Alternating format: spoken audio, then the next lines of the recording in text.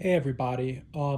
I've been looking at what's been going on with London and Keir Starmer and what some of his policies and his beliefs and just different things. And you know, as an American, it almost looks like Keir Starmer is a dictator or he's becoming a dictator. And the reason why I say that is because if you look at what's going on in England, it's insane that you know freedom of speech and being able to protest is all being thrown out the window. I mean, I'm looking at some of the policies they're creating with the internet and just censorship and a lot of different things, and it makes no sense. And some of the stories I've been seeing is how folks have said stuff on social media or posted different things, and all of a sudden, police show up to their door. I mean, that's insane.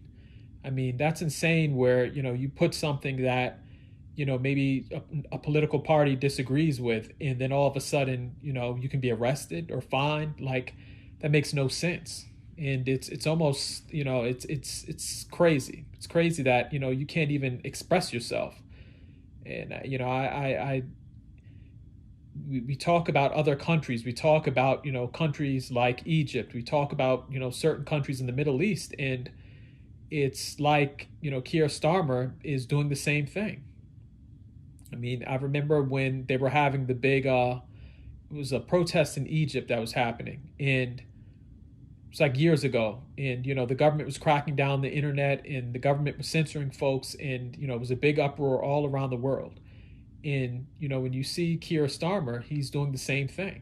He's censoring folks. I mean, there's people that are, I see YouTube videos where folks are like, they're tired of living in the UK and they want to leave, and it shouldn't be like that, especially for a country with a great history. I mean, I wouldn't even say country, for people that live in those places that have a great history, that have done great things, accomplished a lot of stuff. And I mean, it looks like from what I see on the internet, it used to be a wonderful place to live.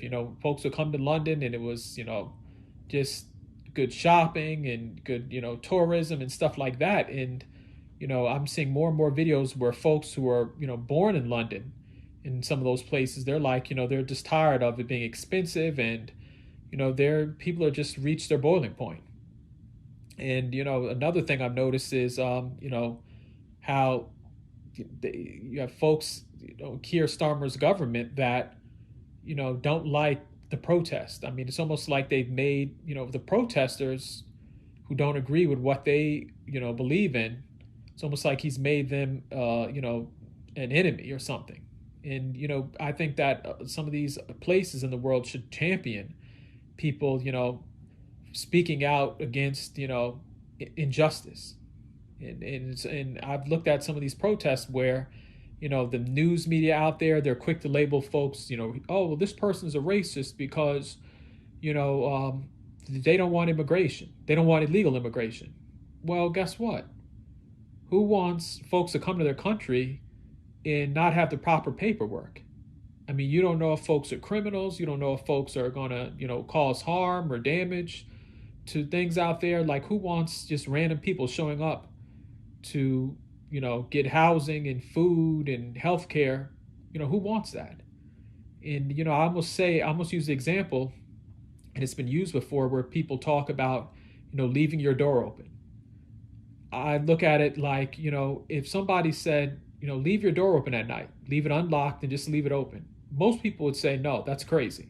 Same thing with illegal immigration. Like, when folks sit up and say they don't want illegal immigrants to, cross the border and come to their country, I don't see why, people are against that, and why that's such a big thing with Keir Starmer. And it's almost like the guy is, he's insane. I mean, he's doing stuff that don't make any sense. And I know that the folks who voted for him didn't expect him to, fall from grace this quickly.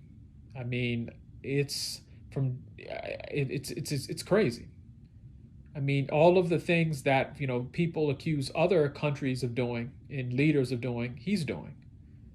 And in a place, like England, it's shocking, but it's he just looks like somebody who wants more and more control. And again, what's crazy about him is, he has this image of, he's just this guy who wants to do for the people, do the right thing for the people. But, you know, he's no different than, I mean, if you look at it, he's no different than some of these communist leaders and some of these corrupt leaders that you've seen or read about in the books, in the history books and stuff.